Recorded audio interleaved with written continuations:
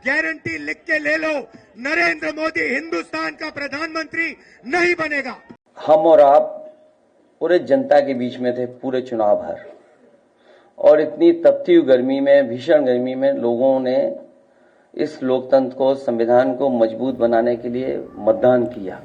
4 जून को जब लोकसभा के नतीजे आए तो ये तय हो गया कि देश में फिर सत्ता की चाबी एनडीए के पास रहेगी। लेकिन पीएम मोदी के 400 पार के नारे की ऐसी हवा निकली कि बीजेपी सरकार बनाने के जरूरी 272 की संख्या को छूने से भी काफी दूर रह गई और मामला 240 पर ही सिमट गया।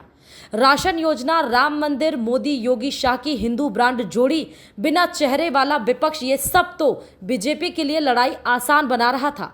फिर खेल कहाँ फंस गया, चूक कहाँ हो गई, किसने कहाँ खेल पलट दिया, किसकी सियासी समझदारी भाजपा के सपनों पर भारी पड़ गई, आपको सब बताते हैं। भाजपा का सारा खेल बिगड़ा यूपी में, क्योंकि दिल्ली, मध्य प्रदेश, उत्तराखंड, हिमाचल में तो लगा कि मोदी की लहर है, पर यूपी में कहानी उलट गई। अगर यहां बीजेपी 2019 के अपने पुराने आंकड़े को भी दोहरा लेती तो आज उसे नीतीश और चंद्रबाबू नायडू को उतना भाव नहीं देना पड़ता। और यूपी में खेल बिगड़ने की शुरुआत एक फैसले से हुई। साल 2017 में अखिलेश राहुल साथ थे, दोनों ने विधानसभा में साथ में रोड शो हुआ, रैलियां हुई, पर जीती भाजपा। इस नतीजे के बाद शायद ही दोबारा गठबंधन की बात होती, लेकिन अखिलेश ने स्थितियों को भांप लिया और यूपी में हाशिए पर चल रही कांग्रेस को फिर से साथ लिया, पूरा भाव दिया, 17 सीटें लड़ने को दी। नतीजा सामने है। 2019 में 1 सीट जीतने वाली कांग्रेस 6 सीट जीत गई। बसपा ने भी भाजपा का खेल बिगाड़ा। जानकार कहते हैं कि विपक्षी जितने बटे होते हैं, बीजेपी के लिए लड़ाई उतनी आसान हो जाती है।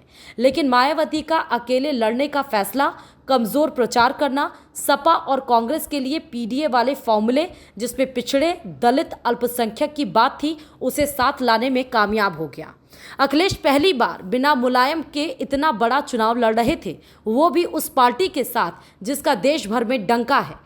मोदी को लेकर देश में नाराजगी की बात शायद ही कोई स्वीकार करे, लेकिन अखिलेश समझ गए थे कि यूपी में कई सीटें ऐसी हैं जहां सांसदों ने या तो काम नहीं किया, या फिर वहां के समीकरण भाजपा के लिए मुश्किल बन रहे, या वहां के सांसद केवल मोदी के नाम से जीत का लड्डू खा रहे।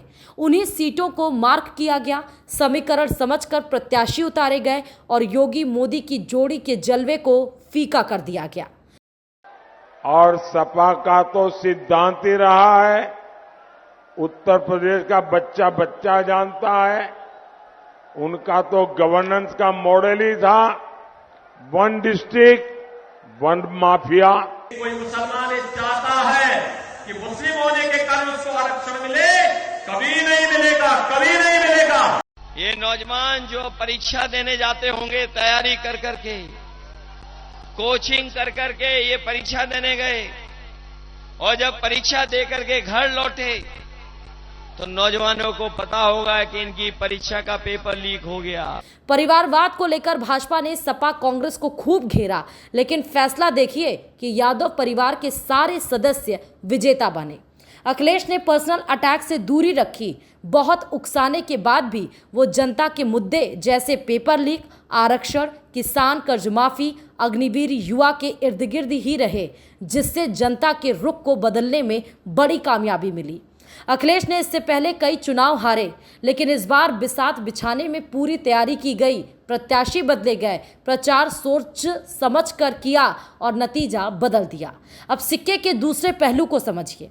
बीजेपी मोदी भरोसे रही, सुभाषपा और अपना दल यूपी में फीके रहे, ऊपर से अनुप्रिया पटेल का बीच चुनाव राजा भैया पर बयान हो सकता बड़ा नुकसान दे गया। योगी सरकार के सुशासन और कानून व्यवस्था की बात जन जन तक तो है, लेकिन इसे याद दिलाने वाला पार्टी संगठन इस बार सुनील बंसल की कमी के चलते कमजोर नजर आया। पार्टी गुटबाजी के जाल में थी, जिसे ना तो मोदी समझ पाए ना योगी। प्रत्याशी चुनने का कई स्तरों वाला पैटर्न भी इसी गुटबाजी का शिकार रहा, जिसके जमीनी सच्चाई ऊपर तक पहुंची नहीं और गलत प्रत्याशी चयन ने खेल बिगाड़ दिया।